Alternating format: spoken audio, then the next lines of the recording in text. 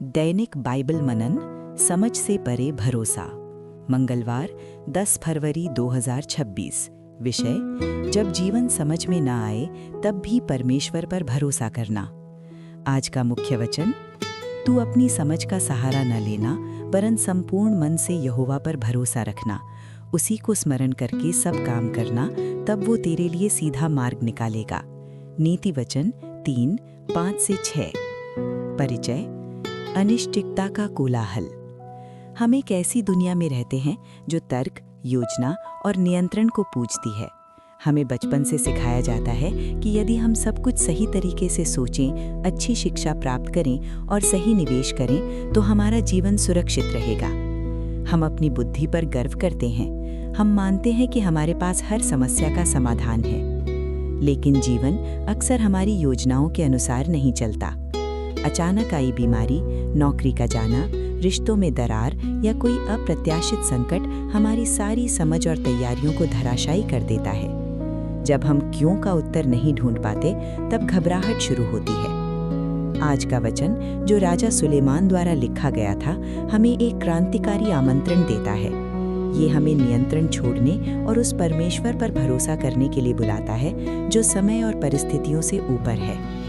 नीति वचन 3:5-6 केवल एक अच्छी सलाह नहीं है, ये एक शांतिपूर्ण जीवन जीने का रहस्य है। आइए इस वचन की गहराई में उतरें और देखें कि इसका हमारे आज के जीवन के लिए क्या अर्थ है। 1. अपनी समझ का सहारा न लेना।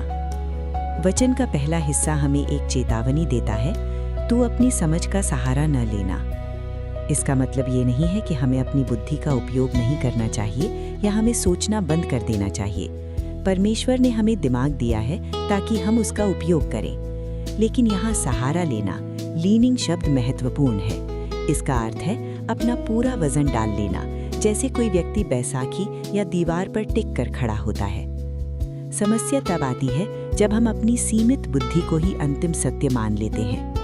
हमारी दृष्टि सीमित है, हम केवल आज का दिन देख सकते हैं, लेकिन परमेश्वर आने वाला कल देखता है। हम केवल अपनी परेशानियों को देखते हैं, जबकि परमेश्वर उस परेशानी के द्वारा तैयार की जा रही हमारी चरित्र निर्माण की प्रक्रिया को देखता है। चित्र का दृष्टांत।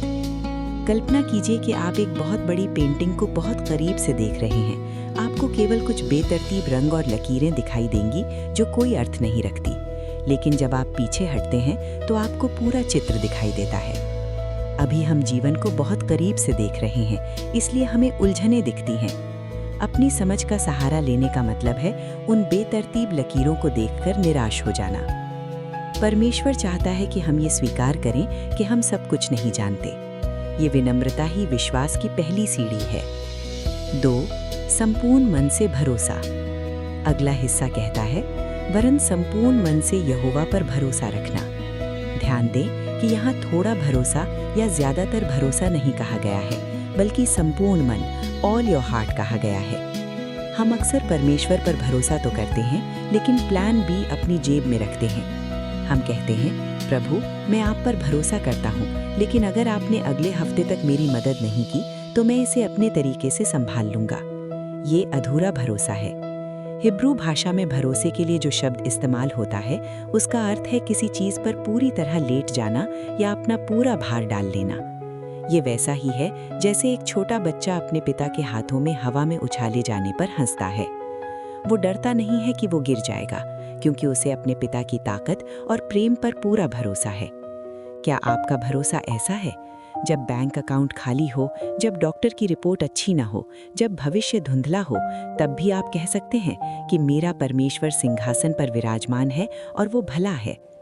पूर्ण समर्पण ही पूर्ण शांति का द्वार है। 3. उसी को स्मरण करके सब काम करना। तीसरा निर्देश है, उसी को स्मरण करके सब काम करना। कुछ अनुवादों में इसे कहा गया है, अपने सब कामों में उसको मान, in all your ways submit to him. ये धार्मिकता और वास्तविकता के बीच का पुल है। हम अक्सर अपने जीवन को 2 हिस्सों में बांट देते हैं।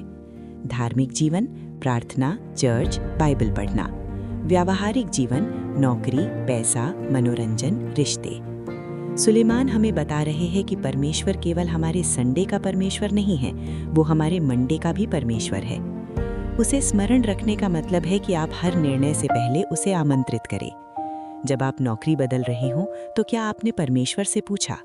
जब आप किसी रिश्ते में प्रवेश कर रहे हों तो क्या उसने अपनी सलाह ली? जब आप अपने पैसा खर्च कर रहे हों तो क्या आपने सोचा कि ये उसे महिमा देगा या नहीं? जब हम उसे अपने जीवन के हर छोटे बड़े हिस्से में शामिल करते हैं तो हम अपनी इच्छा को उसकी इच्छा के साथ जोड़ रहे हैं। ये एक निरंतर चलने वाली प्रार्थना है। ये हर पल उसके साथ चलने जैसा है। 4. प्रतिज्ञा। वो तेरे लिए सीधा मार्ग निकालेगा। जब हम अपनी समझ का सहारा छोड़ते हैं, उस पर पूर्ण भरोसा करते हैं और उसे हर काम में शामिल करते हैं, तो परिणाम क्या होता है? वचन प्रतिज्ञा करता है, तब वो तेरे लिए सीधा मार्ग निकालेगा। इसका अर्थ ये नहीं है कि मार्ग आसान होगा। इसका अर्थ ये नहीं है कि रास्ते में पहाड़ या नदियां नहीं होंगी। इसका अर्थ है कि वो मार्ग भटकाने वाला नहीं होगा। वो मार्ग आपको अपनी मंजिल तक, परमेश्वर की योजना तक सुरक्षित पहुंचाएगा।